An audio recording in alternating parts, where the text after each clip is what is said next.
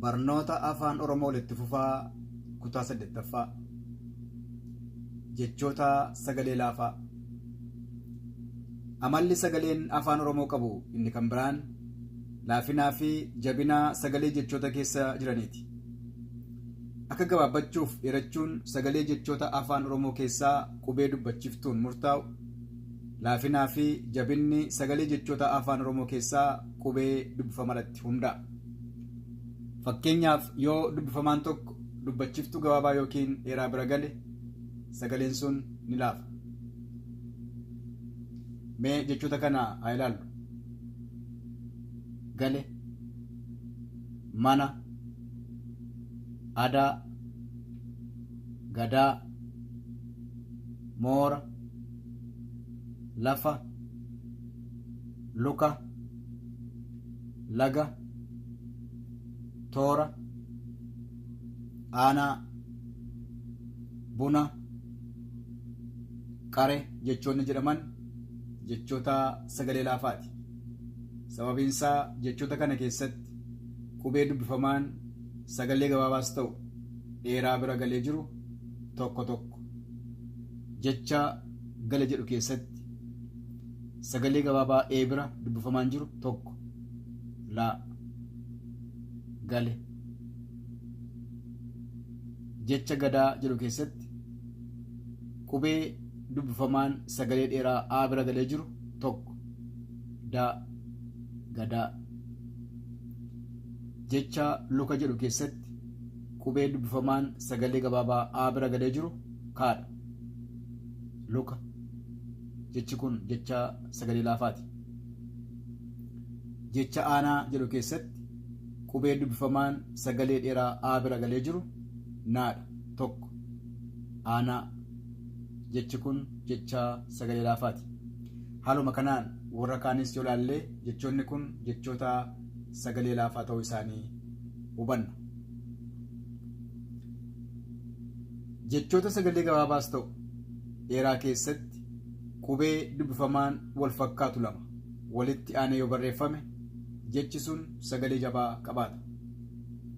Fakkeenyaaf qalle, tabba, bakakkaa, mannaa, gurra, dirra, jaarraa, adda, qarree jechoonni jedhaman jechoota sagalee jabaati. Sababiin isaa jechoota kana keessatti qubee dubbifamaan wal fakkaatu lama lama ta'ee walitti aanee barreeffamee jira. Fakkeenyaaf jecha qalle jedhu keessatti qubee dubbifamaan lama ta'ee walitti aanee barreeffamee jira. Sagaleen jecha kana keessaa laaratti jabaata. Qalle, qalle, qalle jechi kun jecha sagalee jabaati. Jecha mannaa jedhu keessatti qubee dubbifamaa naan lama ta'ee walitti aanee barreeffamee jira.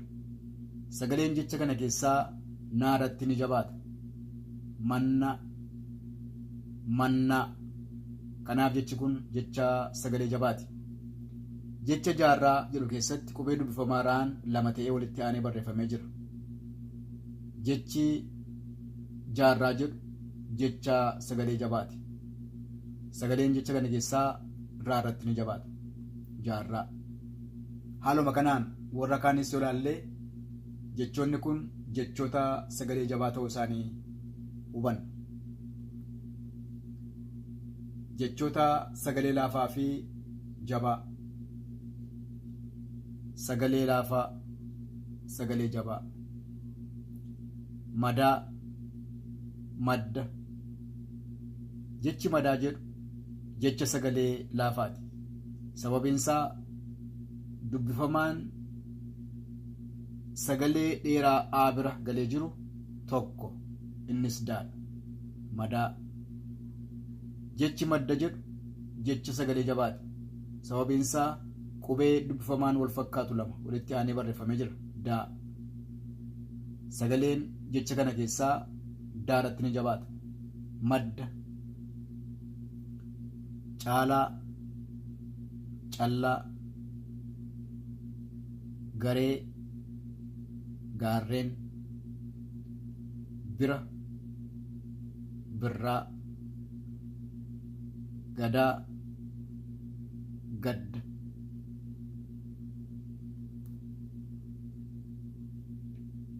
dide, didde, jira, jirra, jara, jaarraa, dire, dirree, jimaa, jimmaa. Garaagarummaan jechoota sagalee laafaaf jabaa bifa kanaan ibsama. Mee jechoota kana waliin ilaallu. Abbaa, balaqqeessa, waggaa, faajjii, haxxee, buttaa, damma, hayyuu, cabbii, macca, boolla, karra,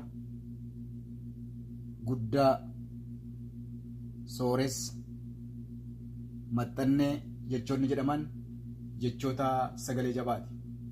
Sababiin isaa jechoota kana keessatti qubee dubbifamaan wal fakkaatu lama lama ta'ee walitti aanee barreeffamee jira. Kanaaf jechoonni kun hundumtuuyyuu jechoota sagalee jabaati. Asirratti wanti hubachuu qabnu jecha sagalee jabaa yeroo barreessinu qubee dubbifamaa jalqaba irratti yookaan jalqaba jechaa irratti lama goonee hin barreessinu. Yeroo kamiyyuu jecha kam keessattiyyuu qubee dubbifamaan wal fakkaatu lama jalqaba jechaa irratti lama ta'ee hin barreeffamu. Fakkeenya yoo fudhanne buttaa kan jedhu qubee dubbifamaan jalqaba gubbaa jiru baadha. Sagaleen kun akka jabaatu gochuu barbaannee baa lama gochuun hin danda'amu. Jecha damma jedhu jalqaba irratti jabeessuu barbaannee daa lama goone yoo jenne sirrii miti. Qubee dubbifamaa daan jalqaba irratti lama ta'ee barreeffamuu hin danda'u. Walumaa gala wanti hubatamuu qabu qubee dubbifamaan jalqaba jechaa irratti lama ta'ee hin barreeffamu. Har'aaf asuma irratti dhaabnaa. Yeroo kan biraa mata duree biraatiin walitti deebinaa. Nagaan tura.